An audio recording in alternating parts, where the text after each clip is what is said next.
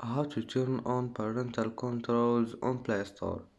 Hello guys, in this video I'm gonna show you how to turn on parental controls on Playstore. First go to Playstore and then click here on your profile and then click settings,